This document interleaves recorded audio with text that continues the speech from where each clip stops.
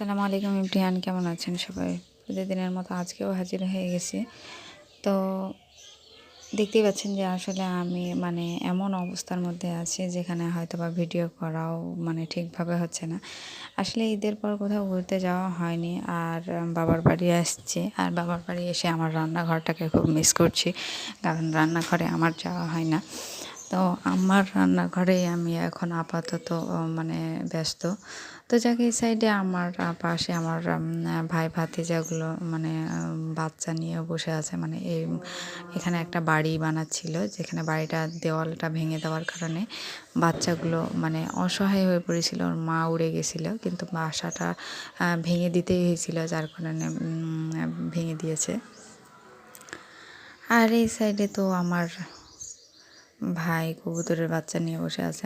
তার নাকি কবুতরের বাচ্চা নাকি খুব পছন্দের, যে কারণে কবুতরের বাচ্চাটা এতটা ওর পছন্দের নিয়ে বসে আছে।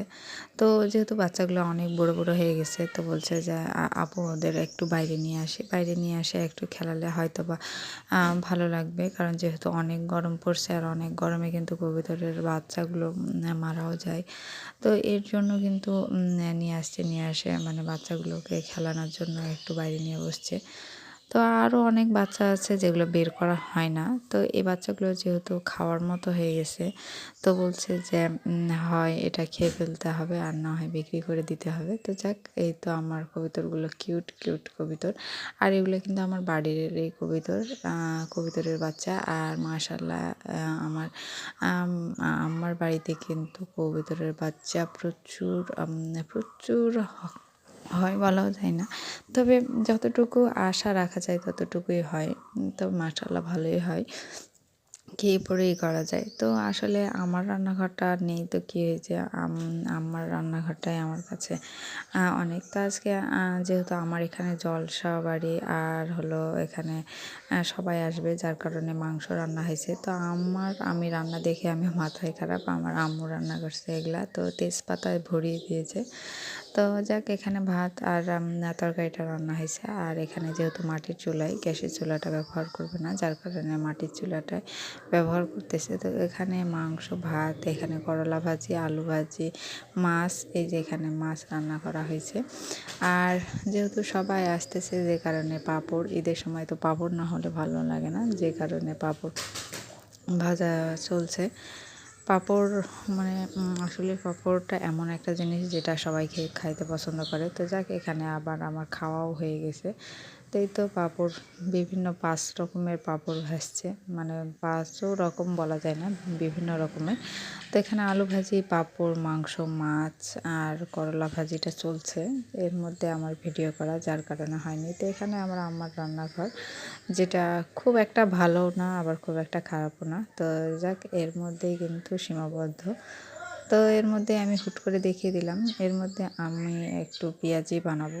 যেহেতু জলসা বাড়িতে পেঁয়াজি না হলে ভালো লাগে না, যার কারণে আমার ভাইকে বললাম যে ডালটা ব্লেন্ডারে বেটে দাও।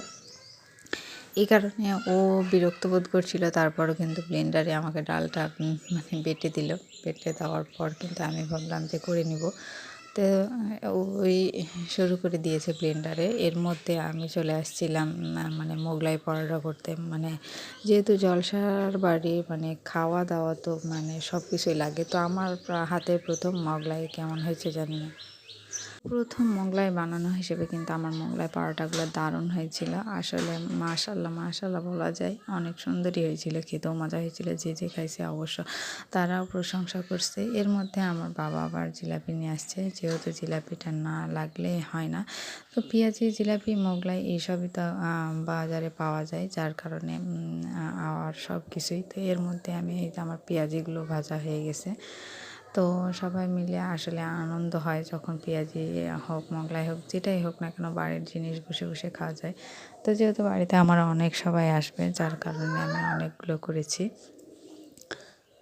তো এই তো আমি মোগলাইটা কেটে নেব। তো অবশ্যই যারা আমার চ্যানেলটি সাবস্ক্রাইব করেননি তারা অবশ্যই আমার চ্যানেলটি সাবস্ক্রাইব করে দিবেন। আর ভিডিও ভালো লাগলে অবশ্যই কমেন্ট করে জানাবেন। আসলে ভালো লাগা আর খারাপ লাগা নয়, যেটাই হোক না কেন অবশ্যই আমাকে কমেন্ট করে জানাবেন। কারণ মানুষ বলতেই ভুল হয়, আমারও ভুল হতে পারে।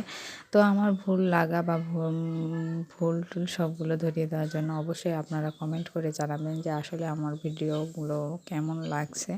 আর ভিডিওটা প্রায় কষ্ট করেই করা হয়। তবে অবশ্যই যারা আমার ভিডিওটা দেখেন নিয়মিত তারা অবশ্যই আমার ভিডিওতে একটা লাইক দিয়ে ভিডিওটা দেখার চেষ্টা করবেন। কারণ আপনারা যখন লাইক দেন তখন আমার ভিডিও করার আগ্রহ বাড়ে। আর কমেন্ট আসলে তা আরও ভালো লাগে। সেটা ভালোই কমেন্ট হোক আর খারাপ কমেন্ট হোক। আমাদের চ্যানেলে যেহেতু কমেন্ট আসে না সেহেতু কিন্তু কমেন্ট দেখলে কিন্তু ভালো লাগে। তো এই তো আমার লাস্ট মানে মোগলাই কাটার পর এটা কিন্তু দারুণ হয়েছিল, ভালোও লাগছিল। মানে আসলে বলা যায় না, নিজের হাতে রান্নার প্রশংসাই আলাদা। মানে নিজেই প্রশংসা করে যাচ্ছি।